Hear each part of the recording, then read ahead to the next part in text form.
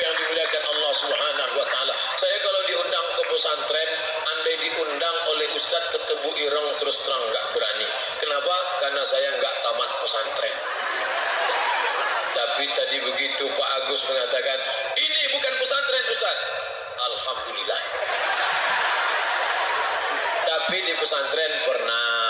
Saya masuklah ke pesantren karena ingin bahasa Arab. Allahu Akbar, Allahu Akbar. Azan maghrib buka puasa. Kami pun ngantri bawa piring mau buka puasa. Begitu sampai di tempat ngambil nasi, azan isya.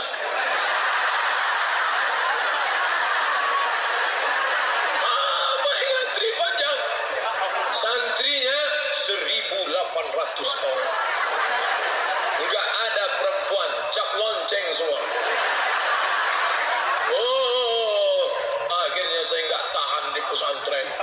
Lalu kemudian bangun pagi sebelum azan subuh jam 4, kiai sudah datang. Mudabbir pengurus asrama bawa rotan. Oh, wake up, bangun, bangun. Yang enggak bangun, bangun. Habis itu mandi. Setelah mandi pergi ke masjid, sholat subuh. Banyak yang sujud langsung enggak bangun-bangun lagi. Allahu Akbar. Langsung tertidur. Nggak capek, badan capek, makanannya tahu tempe. Kurang gizi, tangan gatal-gatal. Lalu kemudian setelah baca Quran masuk kelas. Nanti sore habis sholat asar olahraga. Habis olahraga bunyi lonceng. Tang tang tang tang tang tang tang tang tang tang. Mandi jam 6. Habis itu berangkat ke masjid. Habis sholat maghrib pengumuman. Nama-nama yang berbahasa Indonesia akan disidang di pengadilan bahasa, dipukul pakai batang sapu. Zaman saya dulu belum ada komisi perlindungan anak, maka anak-anak tidak dilindungi. Maka pukul-pukul luar biasa. Dipanggillah. Berikut ini nama-nama yang berbahasa Indonesia. Gak boleh bahasa Indonesia. Dan saya tidak pernah tertangkap. Kenapa? Karena saya diam aja.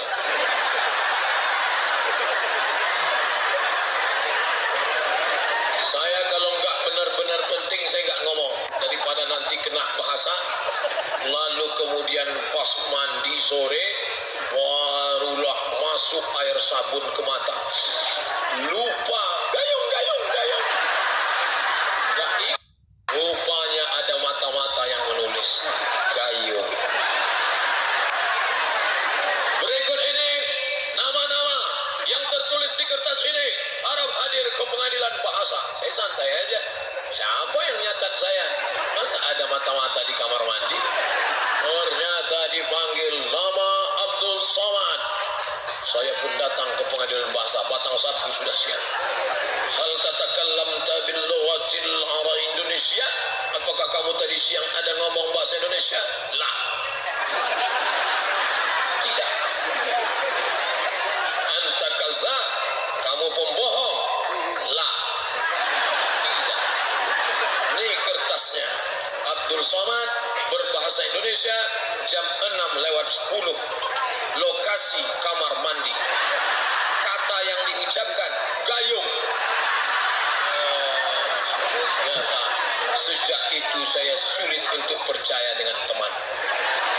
Ternyata di masa-masa genting teman ini menikung di simpang jalan. Kawan seiring menggunting dalam lipatan, musuh dalam selimut.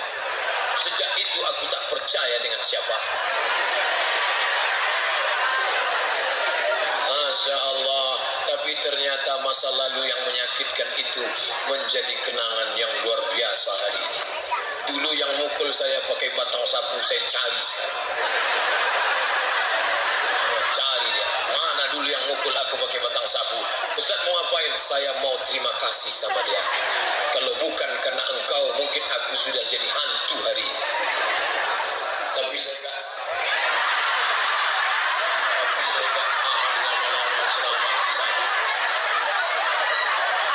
Saya terkejut luar biasa.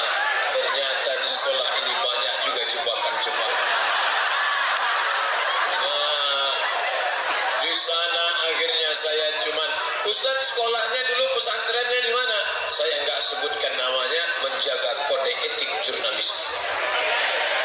Setelah itu saya pindah ke sekolah lain. Habis itu saya pindah. Akhirnya saya nggak mau sekolah. Berhenti saya sekolah. Mak saya nanya, kamu nggak sekolah? Nggak, Mak. Kenapa? Nggak ada gunanya sekolah. Presiden udah ada. Menteri sudah ada. Untuk apa sekolah?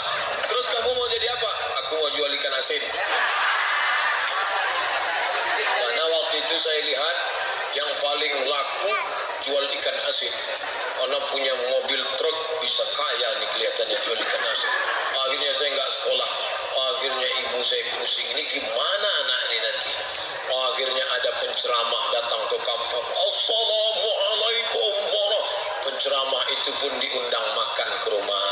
Selesai acara makan, tentu kata pepatah Inggris, no free lunch, tak ada makan siang yang gratis. Ustaz, ya, Ustaz punya sekolah kan? Ya. Bisa dong anak saya dimasukkan ke sekolah Ustaz? Ya bisa, tapi langsung kelas 3, nggak bisa. Ini pasti anaknya nakal kan? Kok bisa dia dikeluarkan dari sekolahnya? Ada surat pindahnya? Nggak ada. Berarti pelarian, eksodus. Kami nggak nerima anak nakal. Tolonglah Pak Ustaz. Ini anak saya khawatir dia masa depannya hancur berkeping bagaikan kaca jatuh ke batu. Akhirnya hati Pak Ustaz luluh. Ustaz itu walaupun ceramahnya keras, hatinya lembut. Lalu kemudian kata Ustaz, mana anaknya? Saya mau lihat dulu.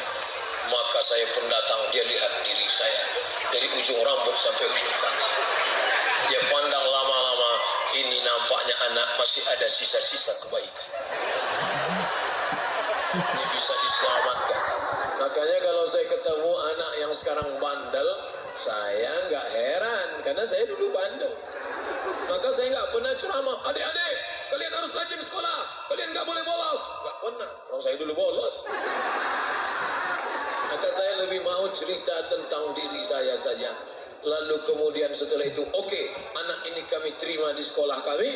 Akhirnya 10 bulan setelah itu saya pun tamat sekolah itu. Pelajaran dari sana, jangan mudah memvonis orang. Jangan menjudge orang. Ini anak pasti jadi setan. Belum tentu. Andai pun dia jadi setan, mungkin setan agak baik dikit lah. Doakan dia. Kalau kita benci orang, lalu juga siapa yang akan memperbaiki dia? Bapak, ibu guru, orang tua memperbaiki. Maka kemudian selesai tamat sekolah, saya pun ikut tes. Republik Indonesia mendapat jatah 100 orang berangkat ke Kairo, Mesir.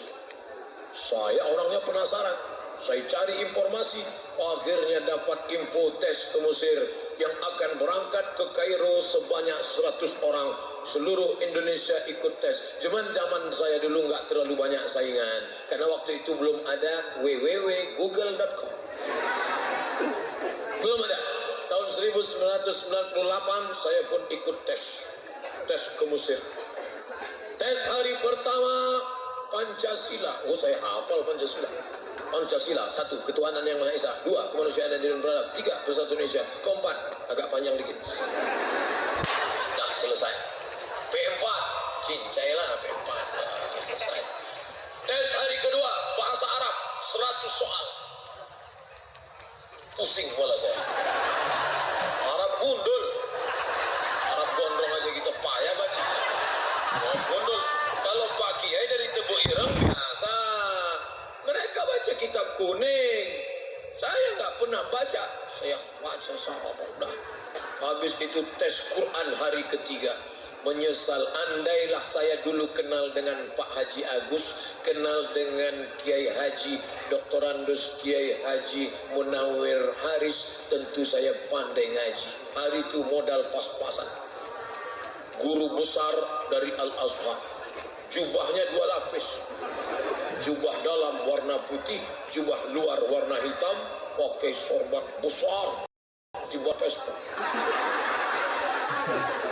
Pakai jambang, hidungnya mancung. Dia duduk di kursi. Dia duduk, saya berdiri.